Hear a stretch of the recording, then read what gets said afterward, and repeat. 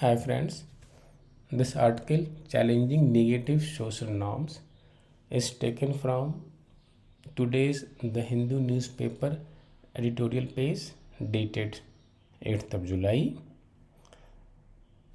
Listening to the article will give you an opportunity to understand the writer's opinion firsthand. So let's begin. Challenging negative social norms. India touches a demographic milestone this World Population Day, but roadblocks remain. In these troubled times of COVID-19 pandemic, the World Population Day on July 11 brings some positive news. India has entered a demographic sweet spot that will continue for another 2 to 3 decades. Half of India's population is under 29 years of age, which means that is in this period a greater proportion of young people will drive India's economic growth and social progress. So they must not only be healthy, knowledgeable, and skilled, but must also be provided with the rights and choices to develop to their fullest potential, including and especially sexual and reproductive health and rights. The Guttmacher Lancet Commission is looking at how to improve SRHR.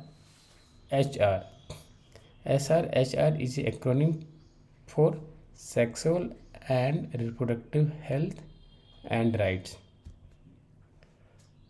The, the Guttmacher Lancet Commission is looking at how to improve SRHR in populations, formulated a comprehensive definition of SRHR that encompasses a broader range of issues. These include SRHR and issues such as violence, stigma, and respect for bodily autonomy, which greatly impact the psychological, emotional, and social well being of individuals. Developmental goals. India's population growth is now stabilizing. The decline in overall fertility notwithstanding, the population will continue to grow because of the effect of population momentum. It is like a jumbo. It is like a jumbo jet that has started to descend but will take some distance to stop. The total fertility rate, presently at 2.2 children, will soon reach replacement level 2.1. However, the TFR, total fertility rate, remains higher than the national average of 2.2 children among women who live in rural areas, have little formal education, and are in the lowest income quintile. A majority of them live in poorer states. Changing social norms is one of the biggest challenges for India to address the needs of the next generation. For example, India's population stabilization strategy must be adjusted, keeping in mind the rights of women and girls. Women must have a greater say in choosing their family size. Perspective or coercive methods, such as one or two child norms, have rarely worked well anywhere for long.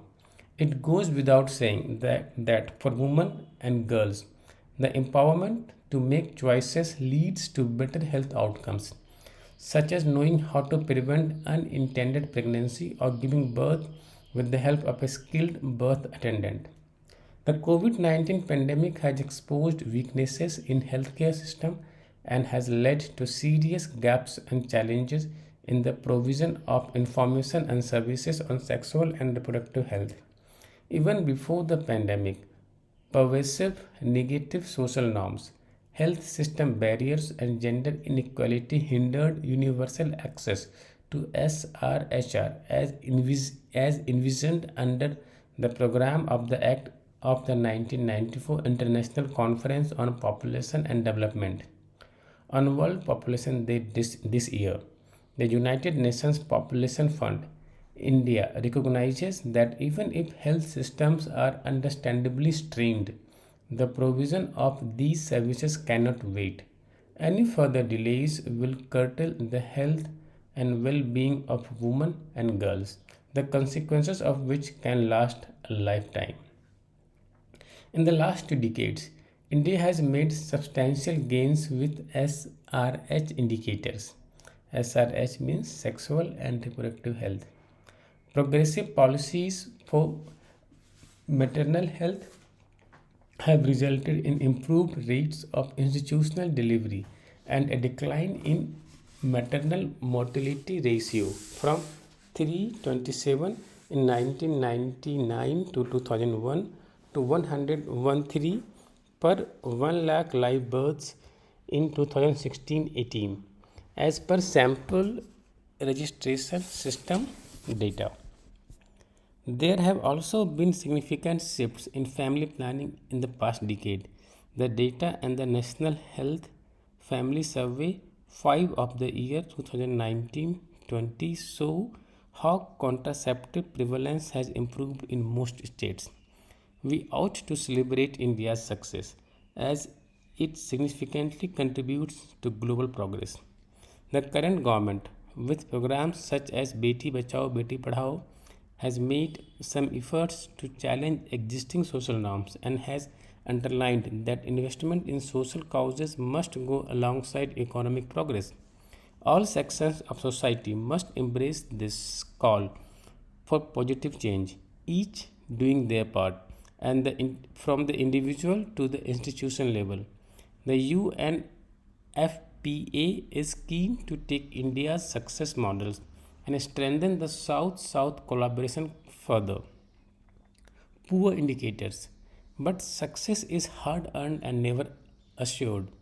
There are many challenges on the path to 2030. The goal post of achieving the Sustainable Development Goal.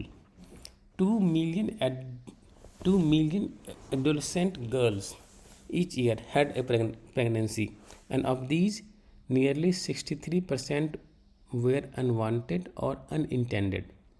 This points to inadequate information and access to SRH services for this age group. In girls aged 15 to 19 years, 22% had an unmet need for contraception, according to an FHS4. Girls are still marrying too young. 26% of women aged 20 to 24 years are married before they turn 18, often having their first child within the first year of marriage. Far too many girls and women face gender based violence and harmful practices that are socially sanctioned.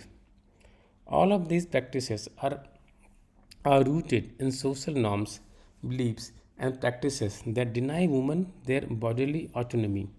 India has slipped 28 places to rank 140th among 156 countries, becoming the third worst performer in South Asia in the World Economic Forum Global Gender Gap Report. Time to achieve the ambitious targets of the SDG is running out. India must hence choose its priorities carefully. Our analysis seems to suggest that placing youth, women, and girl at the center of policy making and services could trigger a positive ripple effect.